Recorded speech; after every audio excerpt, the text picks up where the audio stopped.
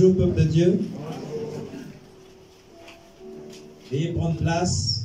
Et encore une fois de plus, bienvenue dans la maison du Seigneur, où nous nous rassemblons pour adorer le roi des rois, pour célébrer sa seigneurie et reconnaître que nous avons tellement besoin de lui.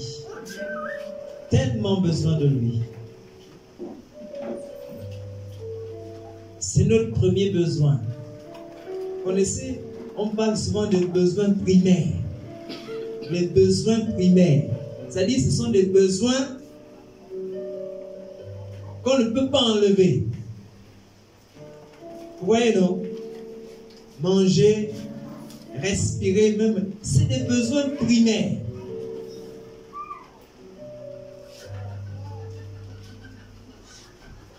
Et Dieu que nous connaissons est plus que notre besoin primaire. Nous avons réellement besoin de lui pour vivre réellement. Parfois, on n'est pas très conscient de cela. C'est normal. On a la télévision, on a la société, on a beaucoup de problèmes qui nous empêchent de percevoir le réel besoin qu'on a de Dieu. Et heureusement, nous avons la grâce de nous retrouver ici et de vraiment montrer notre attachement à Dieu et de lui répéter chaque jour: Seigneur, malgré tout, malgré toutes les occupations, malgré le fait que parfois je t'oublie même à un certain moment, j'ai réellement besoin de toi. J'ai réellement besoin de toi dans ma vie. J'ai réellement besoin de toi quand je dors. J'ai réellement besoin de toi quand je me réveille. J'ai réellement besoin de toi quand je travaille. J'ai réellement besoin de toi quand j'éduque mes enfants. J'ai réellement besoin de toi quand je prie. Oui, j'ai besoin de toi quand je marche. J'ai besoin de toi quand je mange. J'ai besoin de toi en tout moment. Il ne faut pas qu'il y ait un seul aspect de ma vie où je n'ai pas besoin de Dieu. Ou un seul moment de ma vie où je dis: bon, là, Dieu, tu peux un peu rester à côté. Moi, je vais un peu gérer les choses. Non, tout le temps. Ça doit dire: Seigneur, je n'arrive pas à gérer. Même si j'ai l'intelligence, même si j'ai appris ça. Je dis: Seigneur, c'est vrai que j'ai appris ça, mais je sais que sans toi, mon intelligence est limitée. Alléluia. Nous avons réellement besoin de Dieu. Alors, le thème de ce matin, c'est la vision. Vous savez que nous sommes sur notre série concernant la vision, la mission et l'onction. Donc, nous allons parler de la vision ce matin. En quelques mots, on va donner quelques définitions. Peut-être que chacun de nous a entendu parler de la vision. Il a dit: il faut être un homme de vision, il faut être une femme de vision, l'église doit avoir une vision, la vision. On en a parlé longuement. Beaucoup ont écouté des messages à ce sujet. Et moi, ma prière à Dieu, lorsque commence à faire monter un thème dans mon esprit, à communiquer avec le peuple de Dieu, c'est dit: Seigneur, quels sont les moyens les plus simples? Quels sont les moyens les plus simples pour transmettre ce message-là? Pour que ça passe, sans trop de mots compliqués. Parce que pour moi, le plus important, c'est que le message passe. C'est qu'en fin de compte, quand on aura terminé cette série-là, ce soit clair dans ton esprit de savoir la vision c'est quoi. Est-ce que je suis dans la vision? La mission c'est quoi? Est-ce que j'y suis? Et l'onction c'est quoi? Est-ce que je l'ai? C'est ça vraiment le but. Et c'est ma prière avec Dieu. Que chacun de nous soit parfait de tout cela. Que ce ne soit pas quelque chose de mystique. Vous voyez, non? Quelque chose de mystique, c'est seulement quelques privilégiés qui ont droit à ça. Parce que les mots sont tellement compliqués, c'est tellement technique, il faut faire un peu plus de théologie, ou il faut avoir une expérience personnelle, spéciale, en termes d'onction et de mission. Non. Ici, l'idée vraiment, c'est que chacun puisse comprendre de quoi il s'agit exactement. Et comment ça s'applique dans ma vie de tous les jours. Amen. Ça, c'est ma prière. À chaque fois que Dieu me montre ou me faire monter en moi, dans mon esprit, une pensée pour communiquer au peuple de Dieu. Ma prière, c'est dire, Seigneur, oui, je comprends ça que tu veux me dire, mais comment je peux faire passer ça de manière simple au peuple de Dieu, afin que chacun, la maman qui a la plantation, elle comprenne c'est quoi la vision. Le frère qui est maçon, il comprenne c'est quoi la vision. La sœur qui, même le bébé, on a de l'école, il mange, c'est quoi la vision? De manière concrète dans sa vie. La mère au foyer, c'est quoi la vision? De manière concrète dans sa vie. Comment est-ce que ça s'applique? Amen. Vraiment, priez comme ça. Dites, Seigneur, aide-moi à comprendre simplement. Le plus simplement possible. Prions tous ensemble.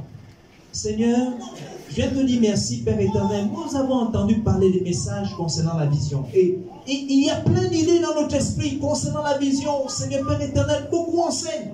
Mais s'il te plaît, permets que chacun de nous, à son niveau, comprenne, Seigneur, oh Dieu, c'est quoi la vision?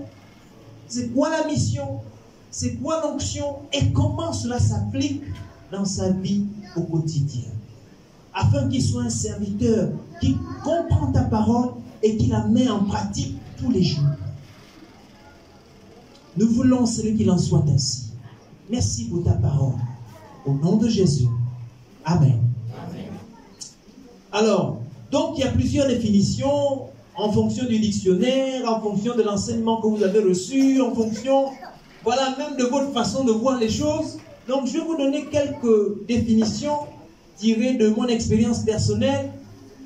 Et aussi, après, on va regarder qu'est-ce que la Bible en dit. Amen. Donc, comme définition, quand on parle de vision, on voit déjà les yeux. Vous voyez, non? C'est les yeux. Il n'y a que les yeux pour voir. Normalement, quand on est aveugle, physiquement, on n'a pas de vision. C'est-à-dire, on ne peut pas percevoir les choses. On va entendre, ce sera lui, c'est autre chose. Mais la vue, la vision vient de la vue. Les yeux pour voir. Donc, sans les yeux, normalement, il n'y a pas la vision. Mais on va voir que c'est plus loin que ça.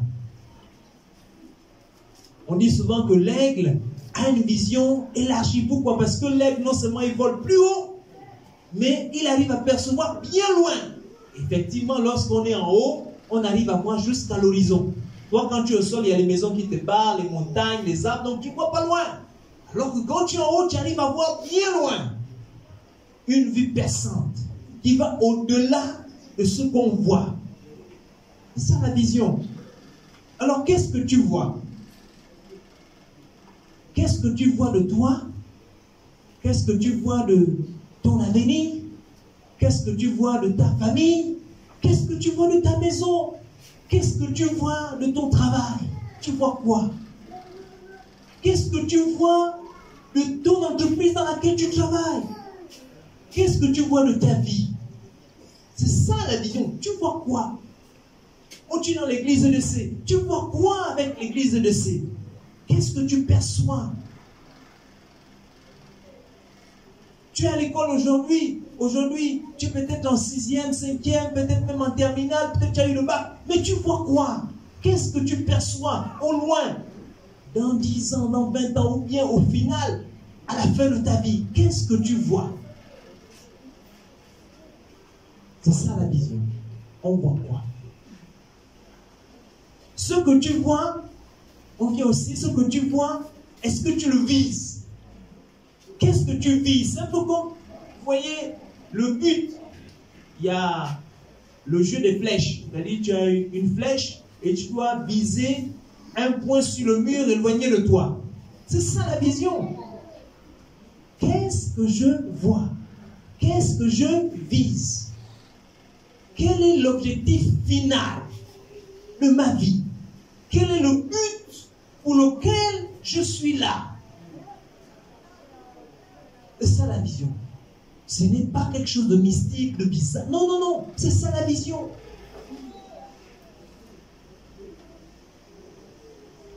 Si je vois quelque chose, je le vise. Si je le vise, je le poursuis jusqu'à l'atteindre. Si j'échoue 100 fois, ce n'est pas un problème. Même si j'échoue 1000 fois, ce n'est pas un problème. Mon mon but, il faut que j'atteigne cet objectif-là. C'est l'objectif de ma vie. Donc, voici quelques définitions que j'ai écrites un peu pêle-mêle. La capacité à voir ou à percevoir l'avenir. Percevoir l'avenir. Ton avenir, tu vois ça comment? Est-ce que tu te dis, bon, en tout cas, tel que je vois les choses là, il n'y a rien à voir. Mon avenir là, il n'y a rien. Je vais même à l'école là, je ne sais même pas ce que je vais devenir. Je fais le champ là, je ne sais même pas si ça va pousser. Oui, non les mamans. Je fais le champ là, je ne sais même pas si ça va pousser, je ne sais même pas si j'aurai la récolte l'année prochaine. Quelqu'un qui fait le champ, il travaille tout, il fait tout. Il pousse, il abat, il brûle, il cherche les plantes. Et pendant qu'il est en train de planter, il dit, ah, j'ai fait même ça là, pourquoi? L'année prochaine, je ne sais même pas si je vais manger ça. Peut-être que les éléphants vont venir tout bouffer. Oui, la vision. La vision, parce que tu as vu qu'on est en train de bouffer tous les champs. Les autres, tu as entendu, les autres t'ont dit non. Donc toi aussi, tu dis, ah, peut-être même les éléphants vont venir. Mais ça, c'est la vision que tu es en train de proclamer pour ton champ. Après, il ne faut pas être surpris que quand tu as planté, les bananes commencent à pousser, tout. Un jour, tu viens seulement, l'éléphant a déjà tout. C'était ta vision. Toi-même, tu avais déjà vu ça. Tu confessais même déjà ça. C'était comme déjà ta prière. Quand tu te retrouvais à te dire, ah, vraiment, l'éléphant là, vraiment, l'éléphant bouffe les champs, mon champ là aussi, c'est sûr qu'il va venir, ok? Il n'y a pas de problème, il va venir bouffer, saccager. Parce que c'est quoi? C'est ta vision pour ton champ. Hein, les jeunes? Ah non, mais vraiment, c'est que moi je sors d'une famille pauvre. Quand on sort d'une famille pauvre, tu peux espérer quoi dans la vie? Rien. On ne peut rien espérer dans la vie. On ne peut qu'espérer la souffrance. Voilà, c'est ça ta vision. C'est-à-dire la vision de toi-même, la vision de ton avenir, c'est quoi? C'est la souffrance. Donc, dans 20 ans, ne sois pas surpris que tu continues à souffrir. Puisque c'est ça la vision que tu as. Et c'est ce que tu déclares tous les jours. C'est ça. Il faut voir différemment. Changer le point de vue. C'est pour ça que c'est important d'avoir la vision.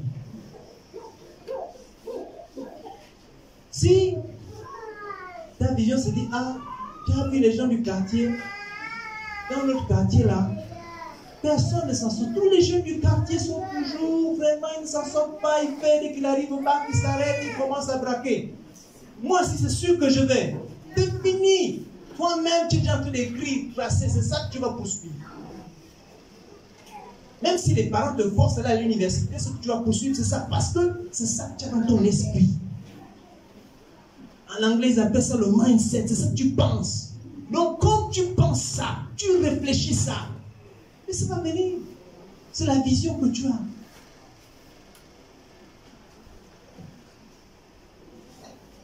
Et Dieu veut changer ça. Parce qu'il dit qu'il a pour nous des projets de bonheur et non des projets de malheur. Même si toi-même tu as des projets de malheur pour toi-même, Dieu lui n'a pas des projets de malheur pour toi. Il a des projets de bonheur pour te donner un avenir et de l'espérance. C'est ça que Dieu a pour toi.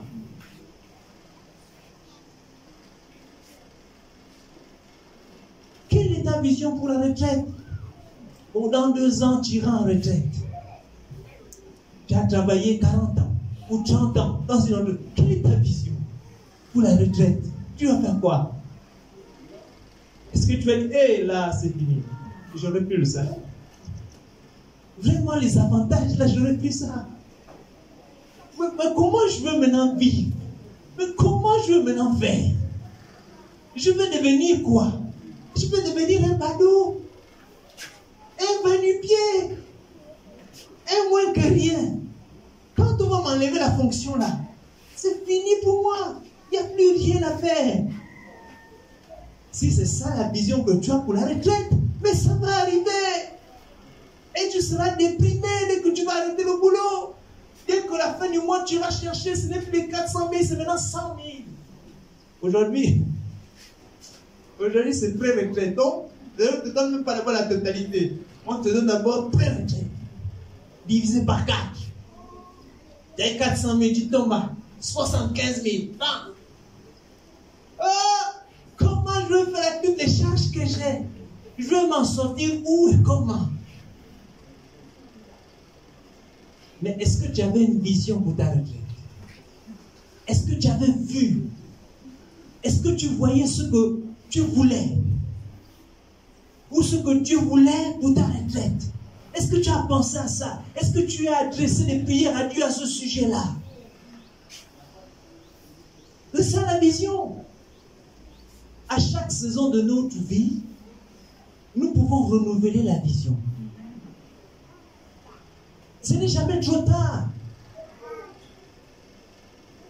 Alléluia.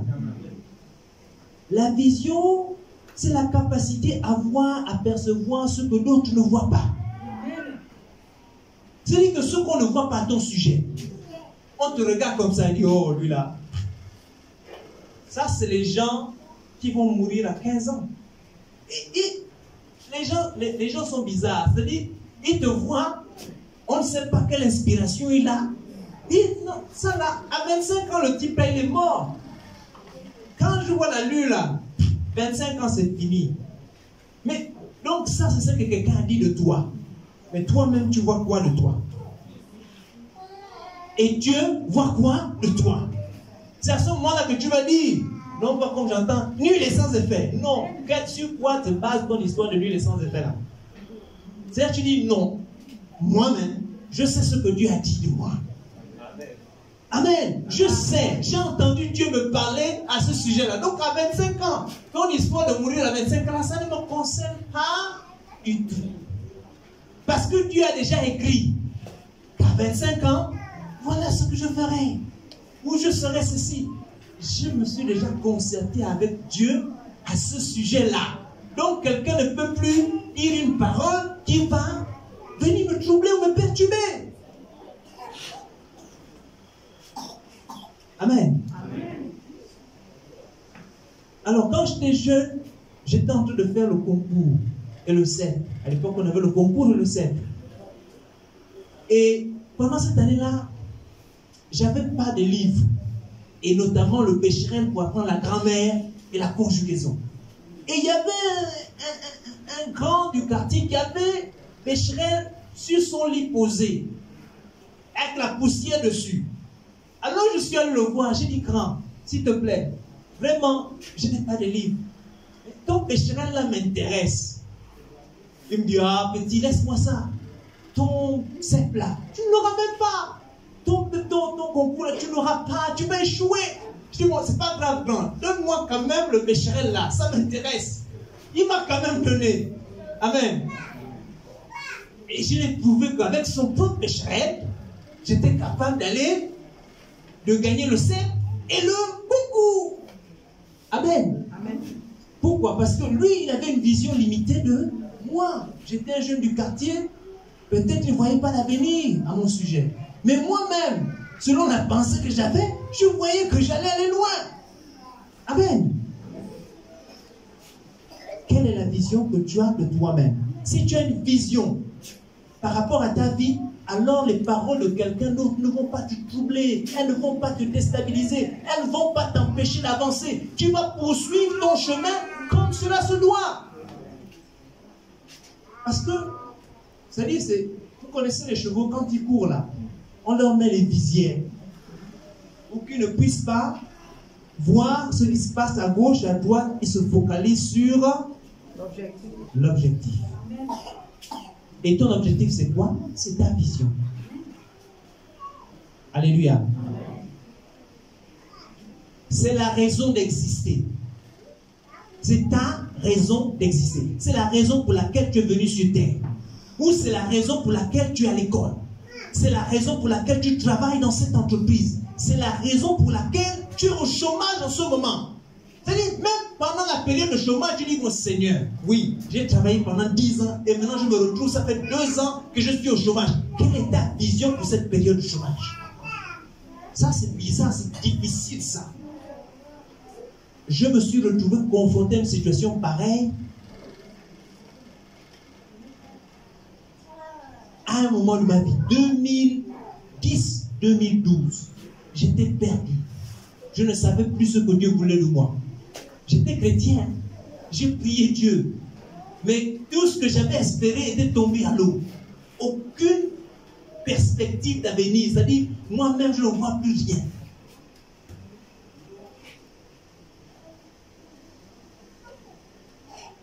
Rien à faire. La bourse était coupée.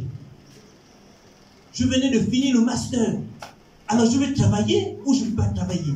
Je voulais faire la thèse, mais il n'y a personne qui veut me prendre en thèse. Donc qu'est-ce que je fais, Seigneur? 1 an.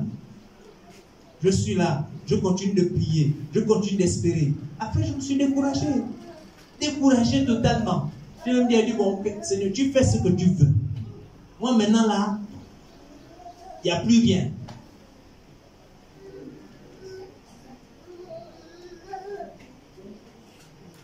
Et comme je me plaignais tout le temps, et que parfois je priais, tu me dis, mais quand tu vois la période là comment, cette période où tu n'as aucune perspective, il n'y a rien, c'est-à-dire, il n'y a aucun objectif à atteindre, il y a rien, comme ça. Tu vois ça comment? Moi-même, je ne savais pas comment voir ça. Alors, je commençais à remercier Dieu pour cette période creuse. Ça a été difficile. C'est facile de dire merci à quelqu'un quand tu vois qu'il te donne quelque chose. Mais quand tu pries, tu intercèdes, tu jeûnes, tu ne vois pas ce que tu demandes, vraiment dis merci. Peut-être pas vous, peut-être vous, il n'y a pas de problème. Mais moi là, dis merci à quelqu'un qui ne m'a rien donné, c'est dur. C'est dur. Et donc même avec Dieu, c'était comme ça. Je suis là, j'ai envie de dire merci à Dieu. Je dis merci à Dieu pour le... Je sais pas, je dis quand même, Seigneur. Sans rien, toute cette souffrance, toute cette misère-là, sans rien. Mais je te dis, non, je te dis merci. C'était dur. Alors, c'est une période où j'ai appris à adorer Dieu pour qui il est. Pas pour ceux qui me donnent, mais pour qui il est. Et quand je commençais à adorer Dieu de cette manière, à reconnaître la seigneurie du Seigneur, dans ces conditions, même les temps difficiles là, Dieu a changé ma perspective des choses. Je n'étais plus découragé. J'étais maintenant heureux. J'étais joyeux. Je savais que quoi qu'il arrive, Dieu est au contrôle. Et même les gens, mes collègues, qui avaient déjà commencé leur projet, ils viennent me voir. Ils disent, mais oh, vraiment... Vous savez, les plans, parfois, ils sont bizarres. Il dit, alors, et ton projet là, comment ça marche? Je dis, non, on n'a pas encore commencé, on est en attente. Il dit, ah ouais, vraiment, c'est difficile, hein? C'est vraiment difficile, hein? Moi, à ta place, j'aurais brûlé l'université. Il dit, non, moi, à ta place, j'aurais tout abandonné, j'aurais tout lâché, je serais parti. Je dis, non, t'inquiète pas. Ça va aller. Je l'encourage même. Je dis, non, t'inquiète pas, ça va aller.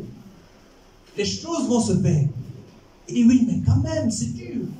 Tu n'as pas de salaire. Comment tu fais pour t'en sortir? Et le projet pour lequel tu es engagé, ça ne bouge pas, tu n'as pas de financement. Nous, on est allé dernièrement en mission à tel endroit. Voici, là, je suis déjà en train de rédiger un article à ce sujet. Donc, je regarde le type qui est en train de me raconter tous les exploits qu'ils sont en train de faire dans leur projet. Moi, je suis là 2 ans, stoppé au chômage, rien à faire. Mon responsable me dit, bon, écoute, tu vas venir lire les articles régulièrement et puis tu vas me faire une synthèse. Un mois, d'accord, mais 3 mois, 4 mois, 1 an, tous les jours, tu fais les synthèses, au moment, tu arrêtes même, tu dis, je ne veux plus. J'en ai marre de cette histoire de synthèse-là. Alors j'ai écrit une lettre d'abandon. J'ai dit, bon, écoutez, monsieur, ça fait 2 ans qu'on est en train de souffrir là-dessus, le projet n'avance pas, donc je préfère abandonner le projet. Lui-même, il a lu, il dit, oui, effectivement, socialement, c'est difficile maintenant. Ça, c'est mon directeur. Oui, c'est difficile maintenant, socialement. Donc, effectivement, on on va abandonner le projet. On va envoyer aux financeurs. On a écrit, on a envoyé à l'entreprise qui finançait le projet pour leur dire, bon, on abandonne, c'est bon. Je ne veux plus. Je vais rentrer au Gabon ou je vais faire autre chose. Je ne sais pas qu'est-ce que je vais devenir, mais c'est pas grave. 2 ans de souffrance comme ça, quand même, on ne va pas prolonger une 3e année, c'est trop quand même. Et puis, on envoie la lettre. Ils nous répondent, oh vraiment, on est désolé. On a eu des problèmes au sein de l'entreprise et votre dossier s'était égaré quelque part. Le projet avait été bloqué. Mais maintenant, nous sommes en train de relancer les choses.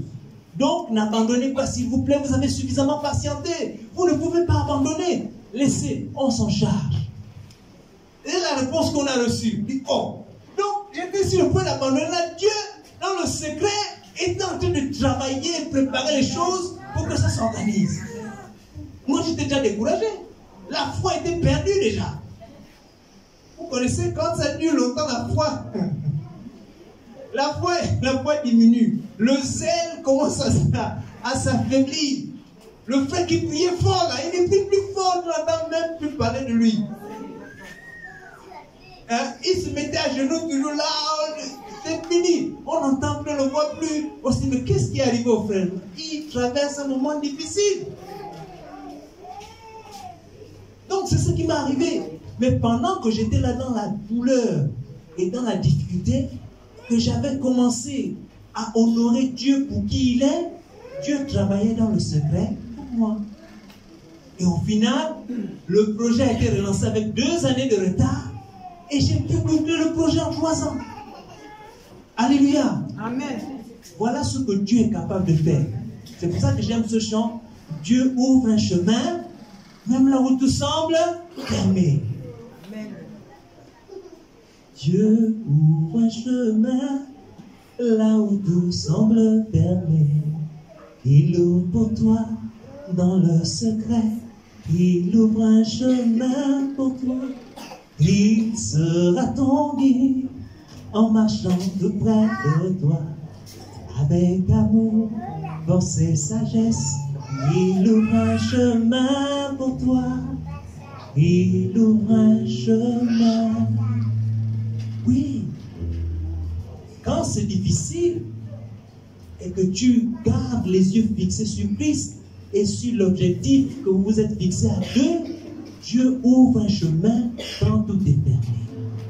Et tu seras surpris de voir ce que Dieu a fait. Toi-même, tu seras ébahi. Tu dis, mais bouche ouverte. Parce que simplement, Dieu, il ne voit pas les choses comme nous. Amen. Amen. Amen. Voilà. Donc, c'est pour ça que la vision, c'est importante. Mais cette vision-là, vous savez, quand je l'avais, depuis la 5e, j'avais dit à Dieu, je venais à peine d'accepter le Seigneur, et j'avais une très bonne note à l'école. Alors, un ami m'avait dit, mais là, tu es content? Je dis, non, moi, je serais content quand j'aurai le doctorat.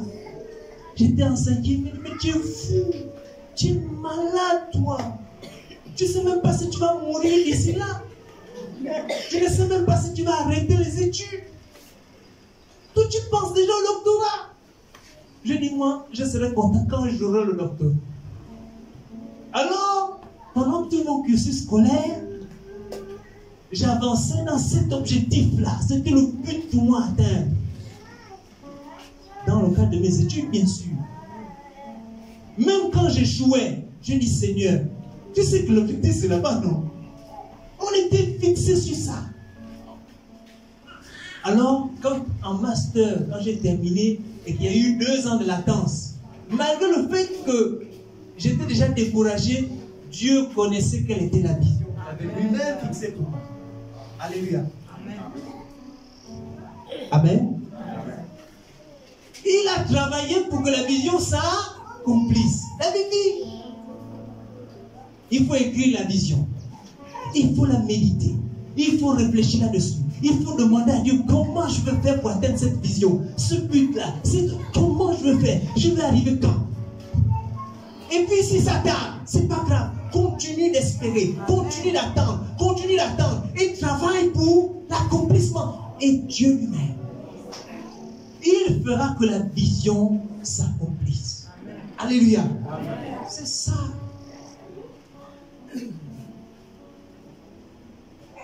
Amen. C'est le but pour lequel tu existes.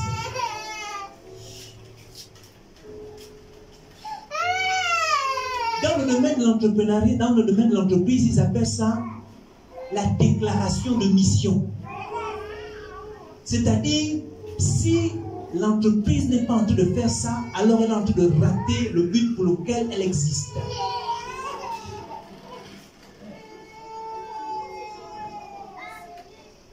Amen. Amen. Elle est en train de rater le but. Il faut qu'elle fasse ça. Alors la question qu'on peut te poser, toi qui es élève, toi qui es mère de famille, toi qui as des champs, toi qui es dans une administration, dans une entreprise,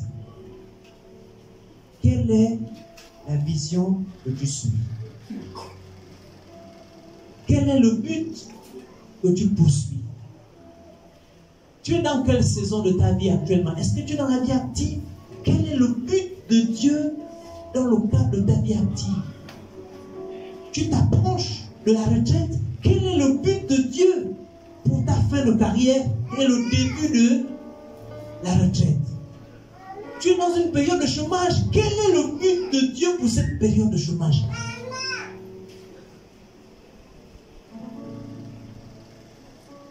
Quel est le but de Dieu?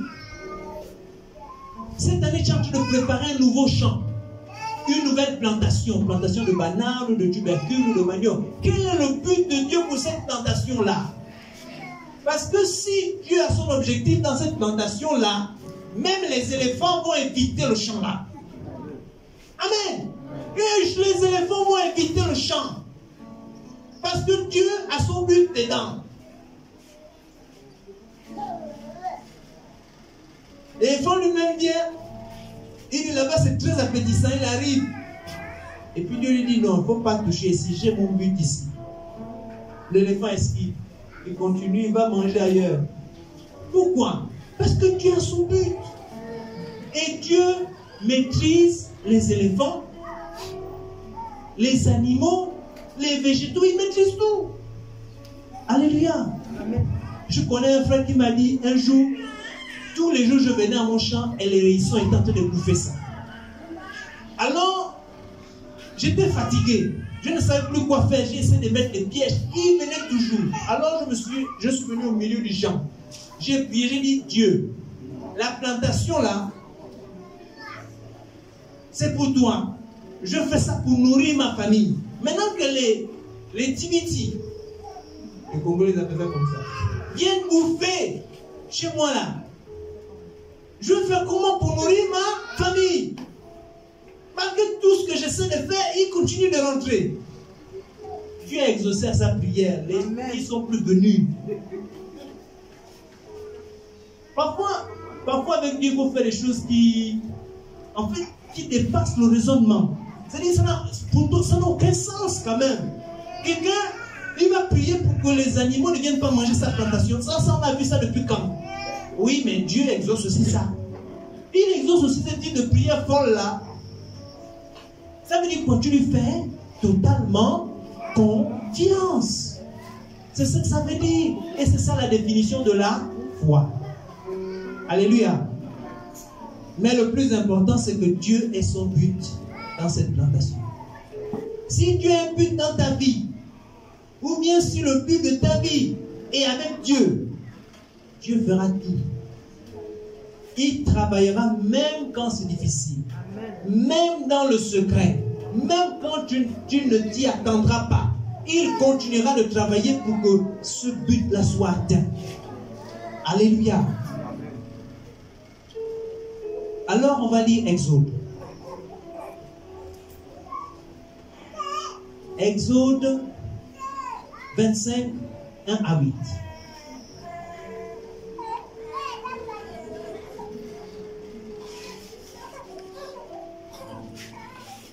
Exode 25, 1 à 8.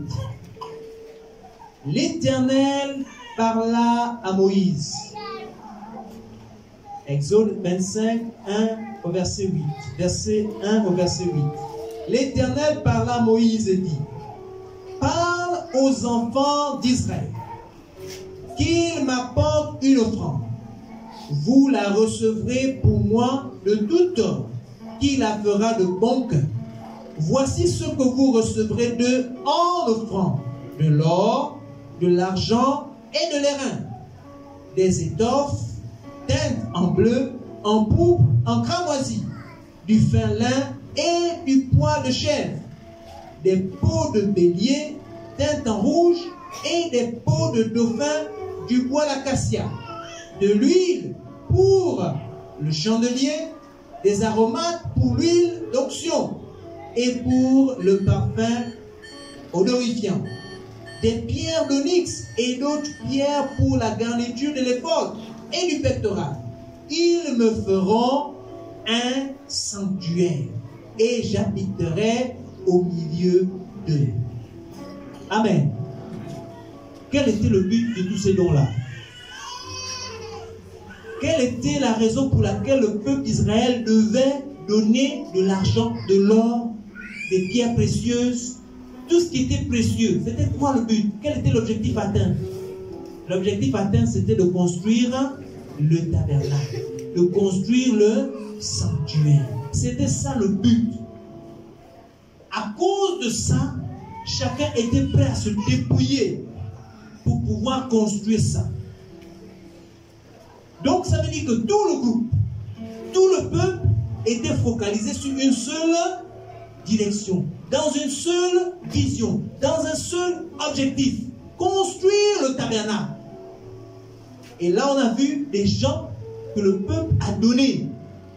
Plus tard, peut-être la semaine prochaine, on verra qu'à l'intérieur, Dieu a aussi oué des personnes rendues capables, des hommes et des femmes, pour pouvoir accomplir ces tâches, les tâches nécessaires à l'exécution de cette vision-là.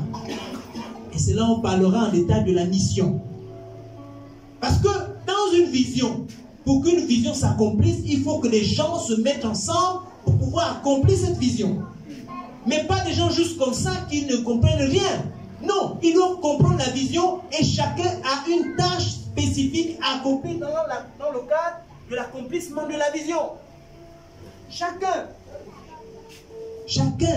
a une tâche spécifique à accomplir. Et c'est ça la mission de chacun de nous. Alors, si tu es en train de poursuivre une vision, un objectif, soit ton objectif personnel, alors si c'est un objectif personnel, si c'est une vision personnelle, quelles sont les tâches que je dois poser? Quels sont les jalons que je dois poser? Qu'est-ce que je dois faire pour que cette vision-là soit accomplie? Si c'est un objectif collectif,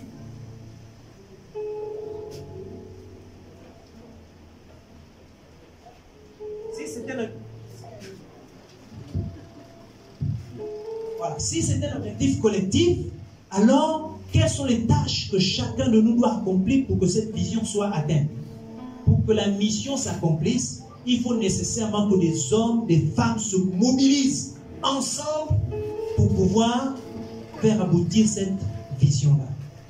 Et il faut surtout que chacun sache quelle est sa place dans tout ça. Pour qu'il n'y ait pas des gens qui se bagarrent et se battent. Au final, ils ne vont pas accomplir la mission parce qu'ils sont en train de se bagarrer entre eux. Personne ne sait ce qu'il doit faire. Amen. Amen. Donc, nous voyons ici que le but principal pour lequel ce peuple-là se mobilisait, c'était de construire le tabernacle, le lieu où il devait rencontrer Dieu. Alors, la question que tu dois te poser, toi-même, quel est le but que je poursuis? Quelle est la raison de ma vie? Pourquoi je suis venu sur la terre? Je suis venu faire quoi? Pourquoi je suis à l'église EDC? Je suis là pour quoi? Pourquoi je suis dans le département jeunesse? Je suis là pour quoi? Pourquoi je suis né dans la famille telle? Je suis là pour quoi? Pourquoi je suis dans la vie de Franceville?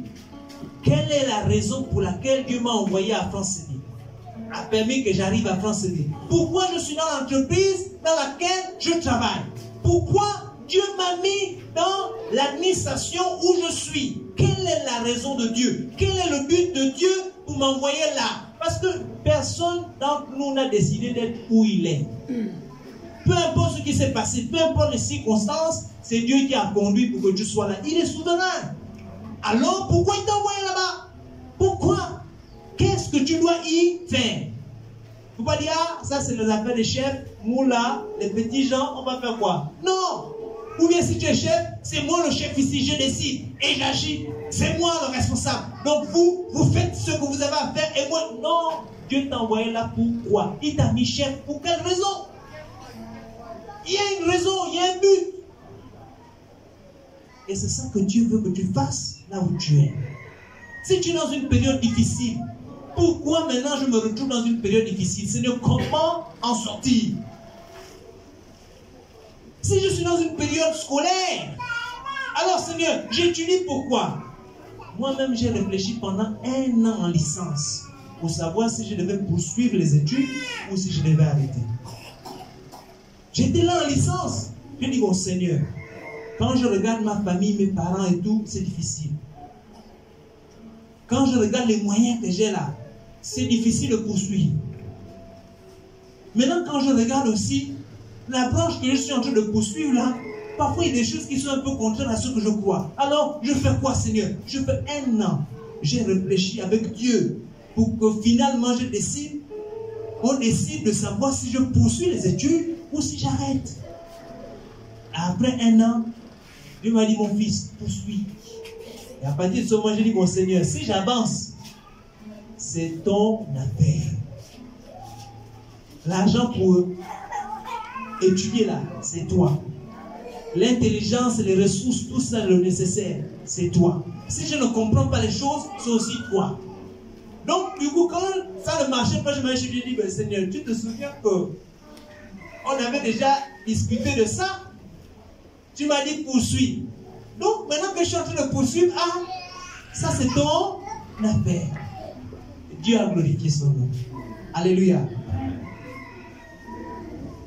C'est important. Alors, on va prier. On va simplement demander à Dieu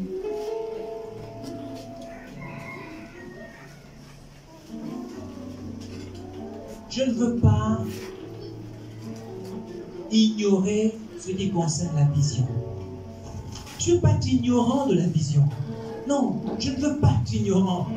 Je ne veux pas passer à côté de la raison pour laquelle tu as voulu que je vienne sur la terre. Je ne veux pas passer à côté de la raison pour laquelle je suis à l'école.